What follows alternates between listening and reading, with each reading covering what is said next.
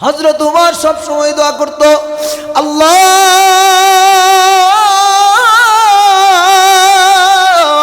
আমারে তুমি মদিনায় মরণ দিও, আমারে নবীর দেশে যেন কবর হয়, তুমি তৌফিক দান করো আল্লাহ। হযরতে উমর রে যখন মুশরিকরা আইসা খুনজুরি দিয়ে আঘাত করলো, হযরত উমরের খাদ্য নালী কেটে গেল, নারী বুড়িগুলো বের হয়ে গেল। এখন পরবর্তী শাসক নিযুক্ত করা হইল, হযরত উসমান রাদিয়াল্লাহু তাআলা আনহুকে খলিফা বানানো হইল। সবার ভিতরে মদিনায় কান্নার রুল পইরা গেল, উমর রে কে মারলো।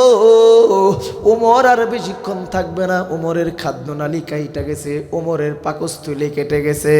2 দিন যায় আর হযরত উমর আসমানের দিকে হাত তুইলা দোয়া করে আলহামদুলিল্লাহ। হযরত উমর ডাক দিয়া বলে, আল্লাহ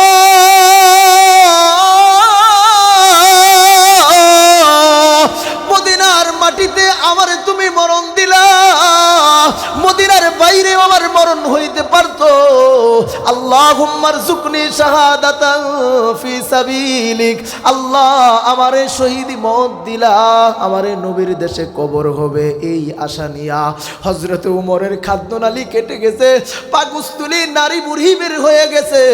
তারপরে হযরতে উমর মনে মনে খুশি আর হাসি আর বলে, আল্লাহ আমারে তুমি মদিনায় মরণ দিলা, তোমার কাছে আমি কিভাবে শুকরিয়া আদায় করব। দিলের ভিতরে কোনো কষ্ট নাই, কোনো মায়া নাই, দিলটা আনন্দ দিয়া ভরা।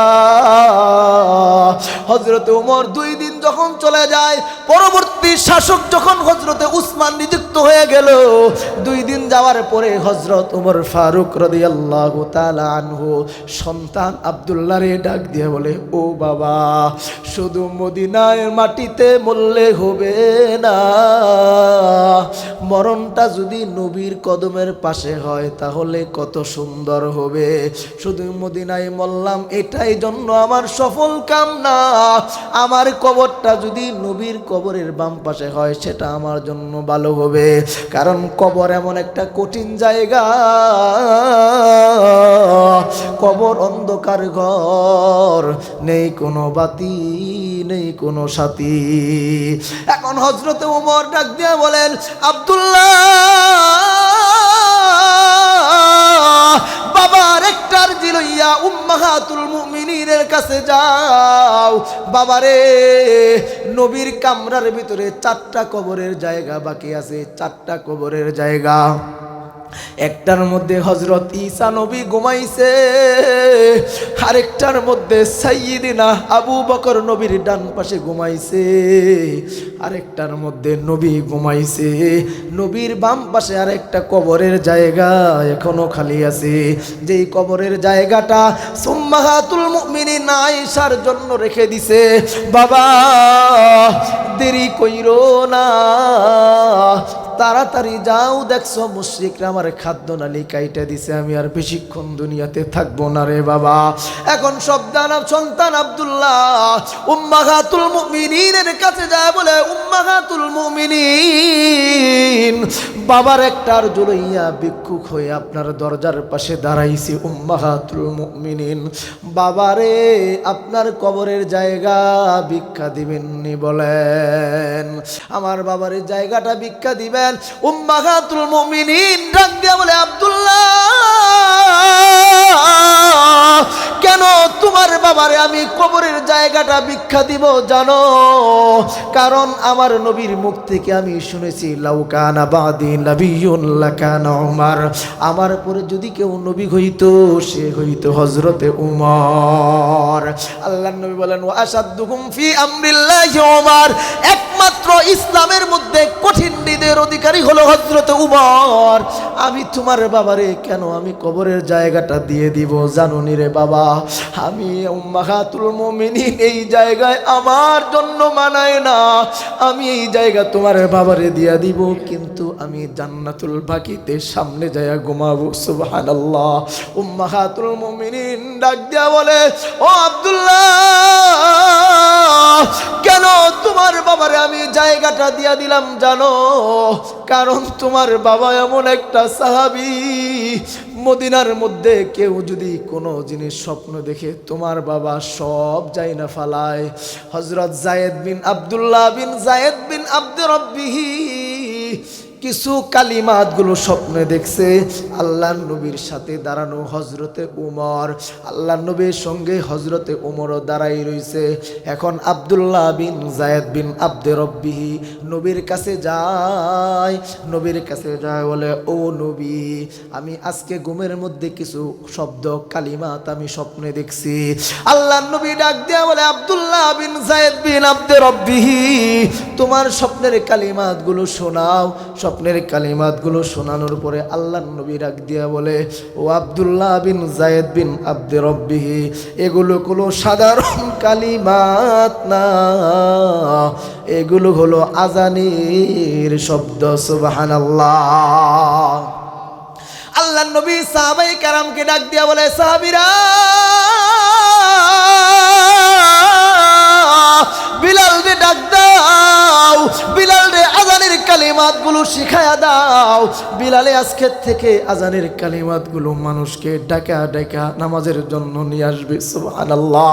আজকের থেকে বিলাল, ও বিলাল, এই শব্দগুলো আজকে আজান দিবা, মানুষকে নামাজের জন্য ডাকবা। হাইয়া আলাস সালাহ, হাইয়া আলাল ফালাহ। বিলাল এই শব্দগুলো শিখা যখন আজানের কালিমাতগুলো শিখা দূরে চলে গেল, আল্লাহর নবীর সামনে থাকা হযরতে ওমর তখন দাঁড়ায় রইছে। আব্দুল্লাহ বিন যায়েদ বিন আব্দে রব্বিহি দূরে চলে গেছে। এমন সময় আল্লাহর নবীর সামনে হযরতে ওমর ডাক দিয়ে বলে, নবী,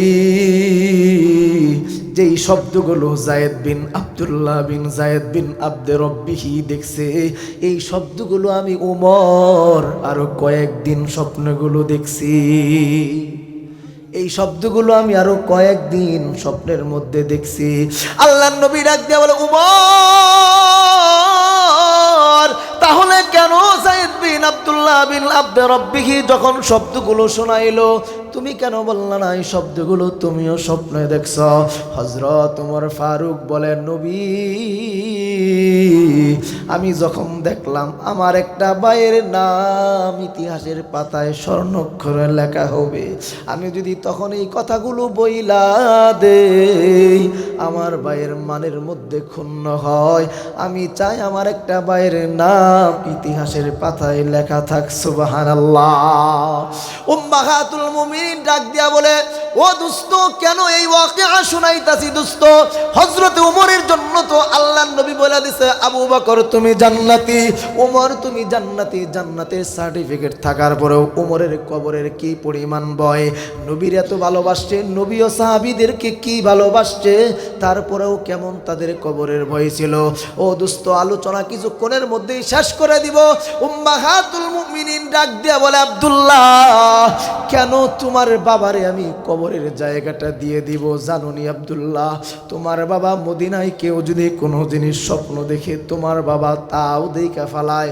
হযরতে আলী বলেন, আমি একদিন মধ্যরাতের পরে ঘুমাইতেছিলাম, হঠাৎ করে ঘুমের মাঝে আমি স্বপ্নে দেখি আল্লাহর নবী মসজিদে নববীর মধ্যে সুন্দর করে ফজরের নামাজ পড়াইলেন। আমি আলীও যাইয়া নবীর পিছনে ফজরের নামাজ আদায় করালাম। আল্লাহর নবী ফজরের নামাজের পরে যেই কালিমাতগুলো শিক্ষা দিলেন, আমি আলী সেই কালিমাতগুলো শিখলাম। ফজরের নামাজের উপরে এক ব্যক্তি, এক সাহাবী আল্লাহর নবীর সামনে এক ভাণ্ড খেজুর হাদিয়া নিয়ে আসলো। আমি আলী ওই ভাণ্ড খেজুর নেওয়ার জন্য লাইন ধরে দাঁড়াইলাম। যখন লাইন ধরে দাঁড়াইয়া নবীর সামনে গেছি, আমি নবীর সামনে একটা হাত বাড়ায় দিছি, নবী আমার একটা খেজুর দিছে। আমি একটা খেজুর মুখে দিয়া আরেকটা খেজুরের জন্য আমি নবীর সামনে হাত বাড়াইলাম। আল্লাহর নবী মুস্তি হাসি দিল, কিন্তু আমারে খেজুর দিল না। হযরত আলী বলেন, আমার ঘুম ভাঙা গেল। আমি তাড়াতাড়ি দৌড় দিয়া মসজিদে নববীর মধ্যে উযু কইরা চলে গেলাম। যা দেখি নবী যেই সূরা দিয়া ফজরের নামাজ পড়াইছে, একই সূরা দিয়া হযরত উমরও ফজরের নামাজ পড়ায়।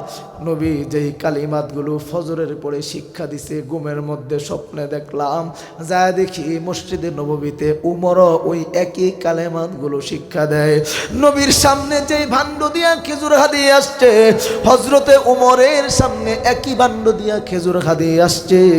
আমি যখন লাইন দিয়া দাঁড়াইলাম, দাঁড়ানোর পরে আস্তে আস্তে যখন হজরতে উমরের সামনে লাইনটা চলে গেল, আমি যখন হাতটা বাড়াইলাম, হজরতে উমরও আমারে একটা খেজুর দিল। আমি খেজুরটা মুখে দিয়া আর একটা খেজুরের জন্য হাত বাড়াইলাম।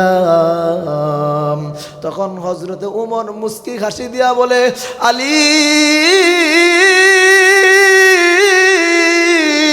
বাইরে, রাতের বেলা নবীর সামনে তুমি আসছিলা, যেই পান্ড খেজুর হাদিয়ে আসছো, পান্ড থেকে নবীর কাছে তুমি একটা খেজুর চাইছো, নবী তোমারে একটা খেজুর দিছে, আরেকটা খেজুরের জন্য তুমি হাত বাড়াইছ, নবী তোমারে আরেকটা খেজুর দেয় নাই, মুস্কি হাসি দিয়া তোমারে বিদায় কইরা দিছে। হযরত উমর বলেন, আলী তোমারে একটা খেজুর দিছি, বলো নবীর তাকসিম ভাঙা তোমারে আরেকটা খেজুর কেমনে দে? আমি নবীর তাকসিম ভাঙতে পারবো না। আলী মনের মধ্যে কোনো কষ্ট নিবা না, কারণ নবীর তাকসিম আমি উমর ভাঙতে পারবো না। এই হজরতে উমরই আবু বকরের সঙ্গে কেমন কথা বলতেন। হজরতে আবু বকর খেলাফতের দায়িত্ব পাওয়ার সময় নবীর কত ভালোবাসার সাহাবী, যে আবু বকরের জন্য জান্নাতে সার্টিফিকেট আল্লাহ তাআলা নবীর মাধ্যমে দিয়েছেন।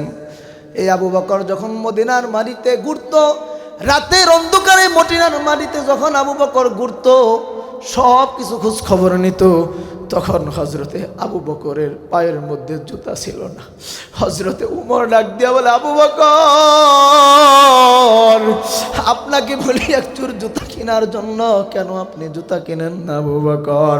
হজরত আবু বকরকে ডাক দিয়া বলে, ও আবু বকর, আপনার যদি টাকা না থাকে আপনি একটা জুতা কিনে নিন, আপনার বেতন বাড়ায় দেই, বেতন বাড়ানোর জন্য দেন না।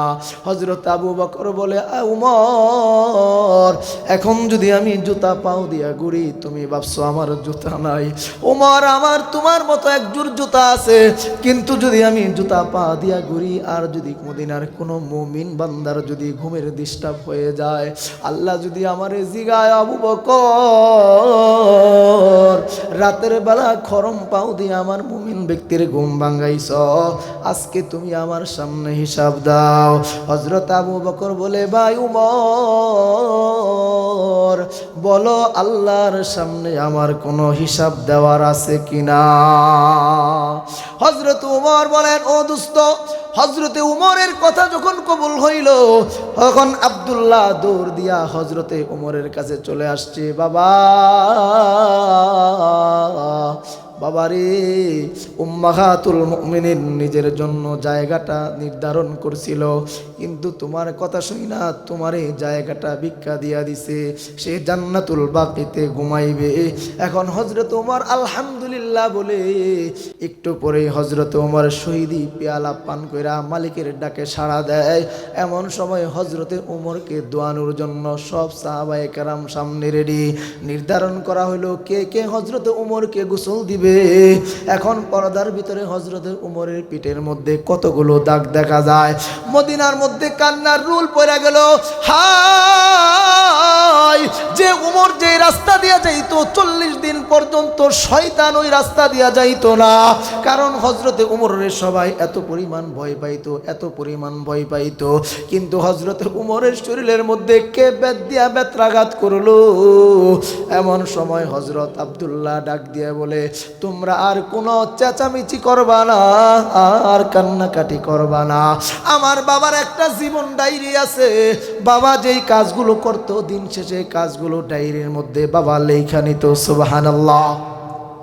বাবার জীবন ডায়েরি খোলা হলো। বাবার জীবন ডায়েরি খুইলা দেখে হযরতে উমর লেখছে, উমর, আল্লাহ তোমারে ভালোবাসা রাজত্ব ক্ষমতা দান করছে, তুমি কত নাফরমানি করছ, এই কথাগুলো লিখতো হযরত আব্দুল্লাহ বলেন বাবার একটা ব্যক্তিগত বেদ ছিল, ওই বেদ দিয়া হযরতে ওমরে নিজের পিঠে নিজে আঘাত করত। আল্লাহু আকবার।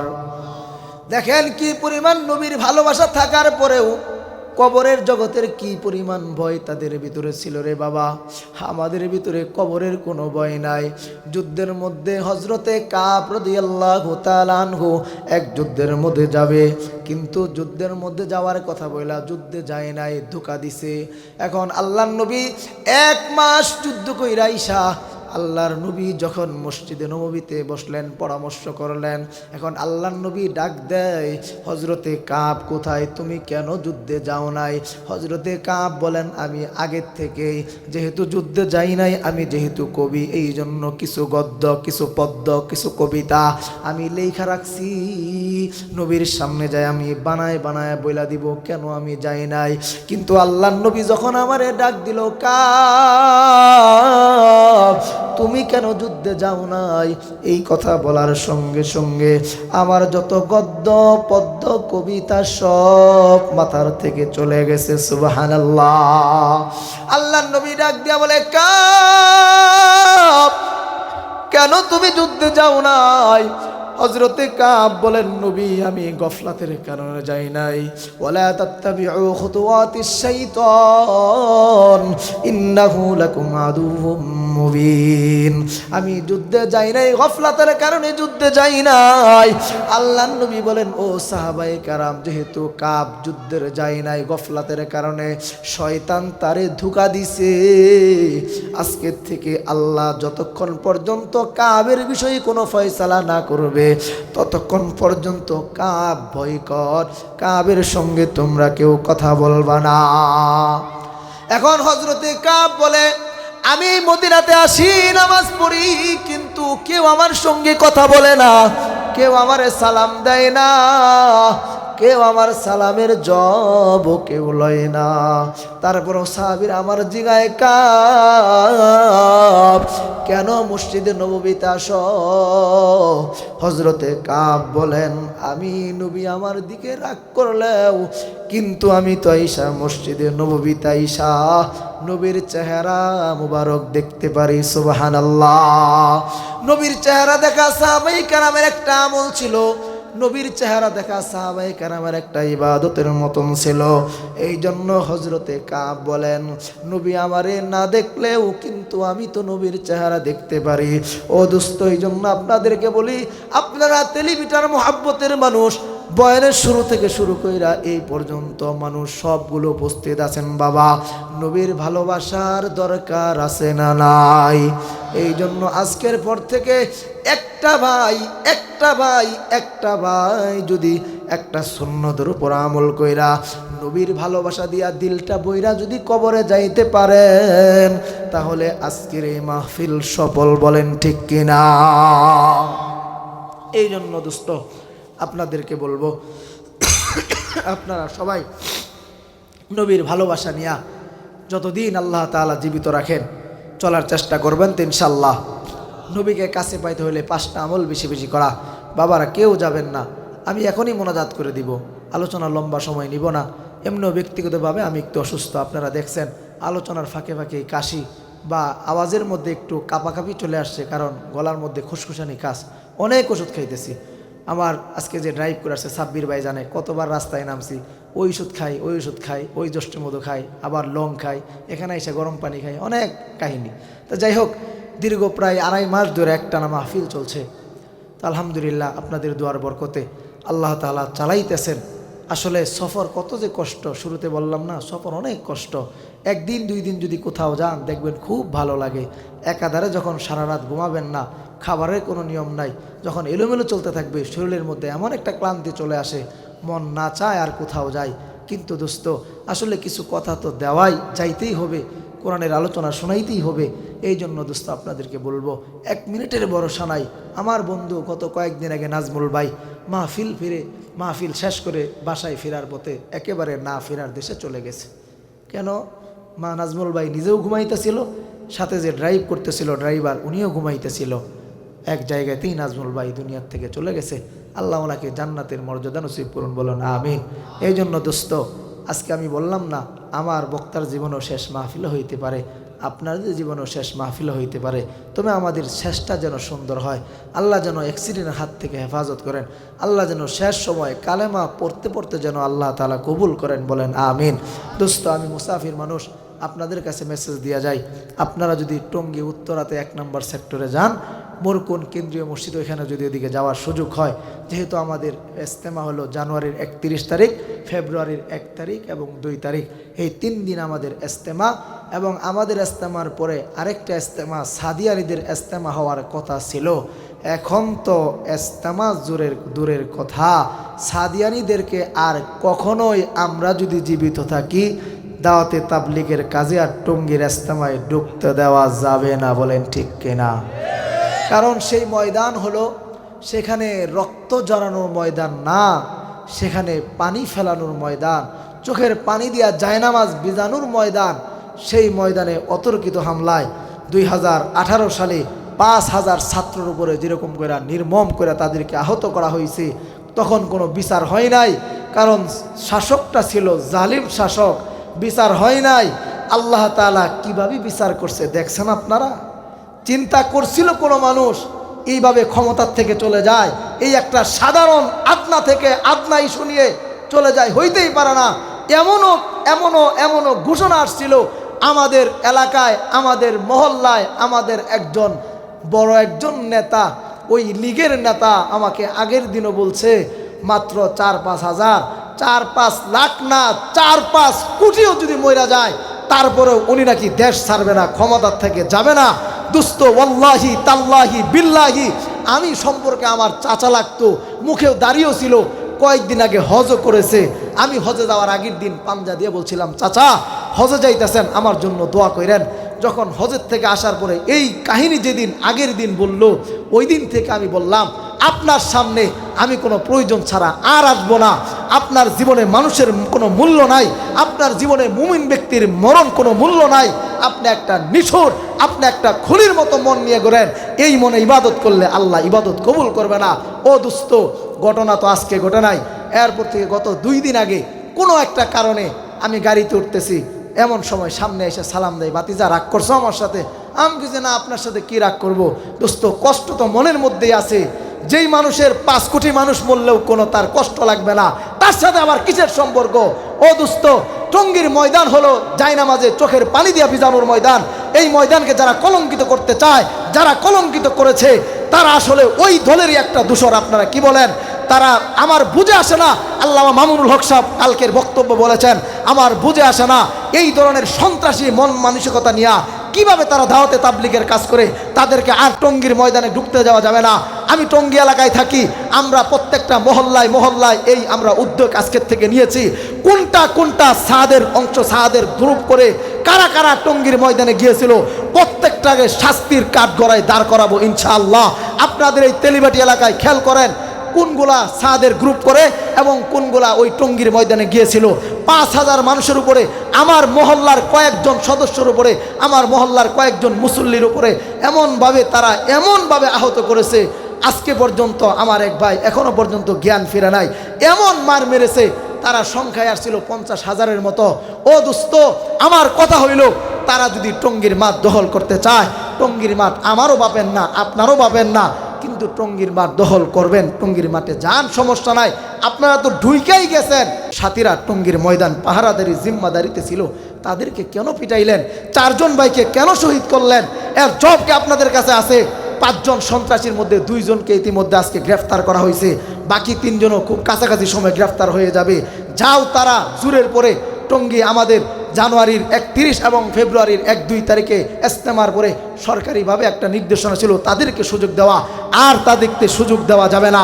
আপনাদের কাছে আমি মুসাফির হিসাবে বলে গেলাম, তাদের ফতোয়া শুনবেন। ফতোয়া হলো সারা দেশের উলামায়ে কেরাম সব গুমরা হয়ে গেছে, তারা বলে সঠিকের উপর আছে। বলেন না নাউজুবিল্লাহ, বলেন নাউজুবিল্লাহ।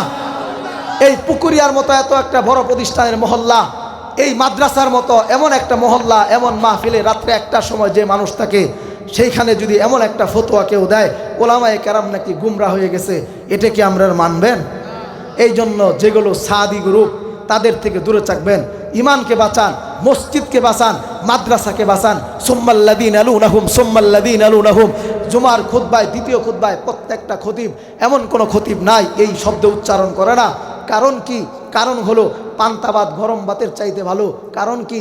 পান্তাবাদের জন্ম কয়েক ঘন্টা আগে, কারণ এই জন্য পান্তা হয়েছে, গরম ভাত পরে আসছে।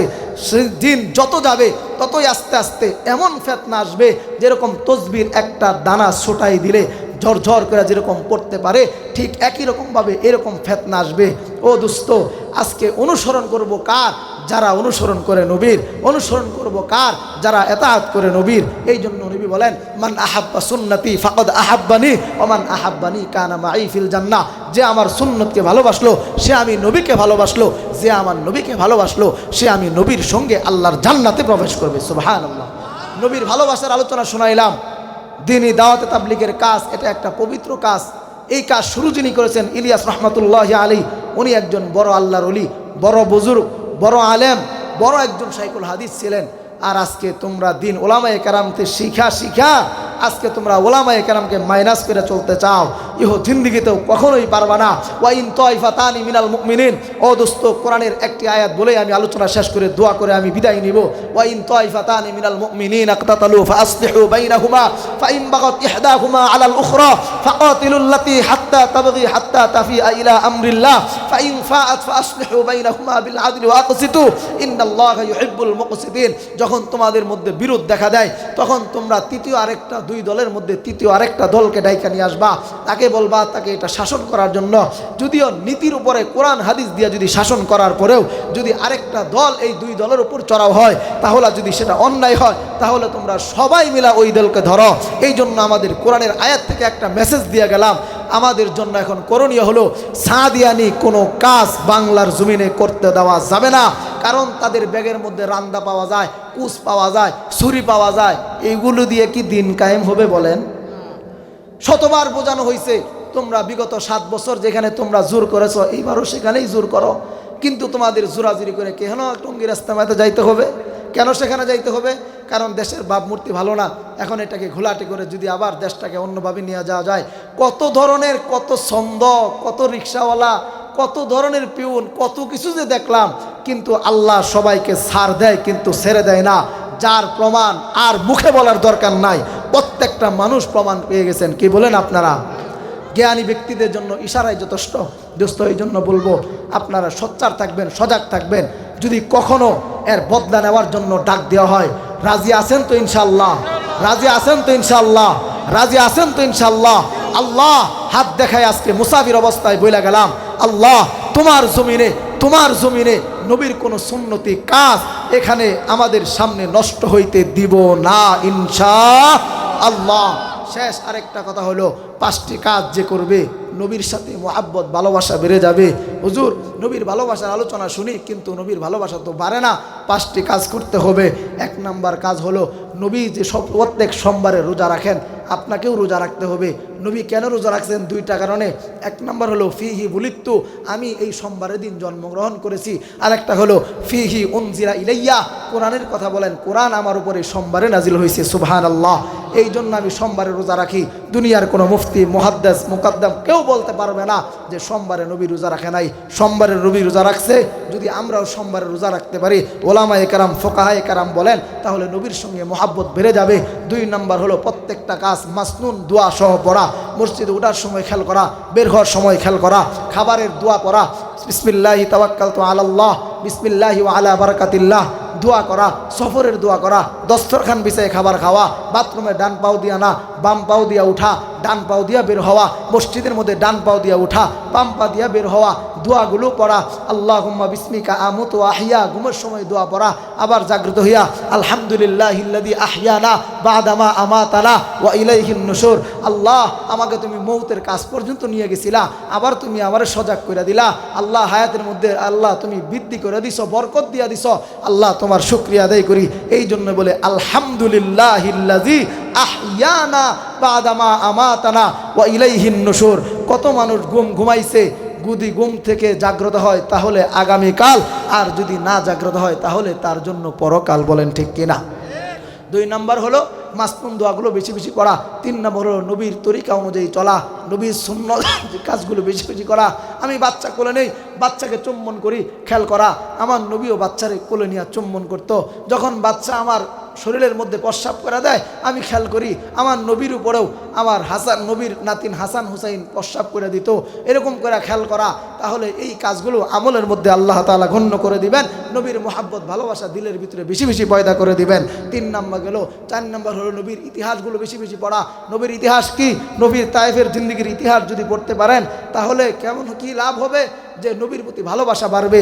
নবী যখন তায়েফের ছেলেরা যখন নবীকে পাথর মারতেছিল, ছোটো ছেলেরা নবীকে পাথর মারে, বড়রাও পাথর মারে।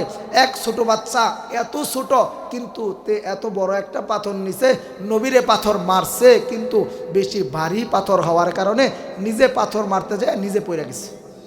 এখন ওই বাচ্চা যখন পড়ে গেছে তখন আরও যারা পাথর মারতেছিল পিছন থেকে, তারা ওই বাচ্চা পড়ে গেছে না, পিছন থেকে ওরাও আবার এই বাচ্চার উপর পাথর মারতেছে। আসলে ইচ্ছাই না, অনিচ্ছাকৃতভাবে। দয়ার নবী, মায়ের নবী জনাবে মুহাম্মদুর রাসূলুল্লাহ সাল্লাল্লাহু আলাইহি ওয়াসাল্লাম চোখের পানি ছাইরা দিয়ে বলে, তোমরা আমি নবীরে পাথর মারবা মারো, এই বাচ্চারে তোমরা পাথর মারো না। বাচ্চা তো আমারে পাথর মারতে যায় পড়ে গেছে, এই বাচ্চারে পাথর মারো না, আমি নবীরে পাথর মারো। ও দোস্ত, নবীর ইতিহাস পড়লে ইমানের মধ্যে শক্তিশালী চলে আসবে। নবীর ইতিহাস পড়লে নবীর সঙ্গে ভালোবাসা মোহাব্বত বেড়ে যাবে। আর 5 নাম্বার হলো ভালোবাসা বাড়ানোর আমল হলো বেশি বেশি দুরূদ পড়া। এই জন্য প্রত্যেকটা মাহফিলে যাই আমি সুন্দর করে সবাইরে নিয়ে নামাজের দরুদ ইব্রাহিম সবাইরে নিয়ে পড়ি। বেশি বেশি সময় দরুদ ইব্রাহিম পড়বেন তো ইনশাআল্লাহ। আল্লাহ তাআলা আমাদেরকে যে কথাগুলো বললাম কোনো যদি ভুল হয়ে থাকে আমার অজান্তে আল্লাহ যেন ক্ষমা করে দেয়। সঠিক শুদ্ধগুলোর উপর আল্লাহ তাআলা আমল করবার তৌফিক দান করুন।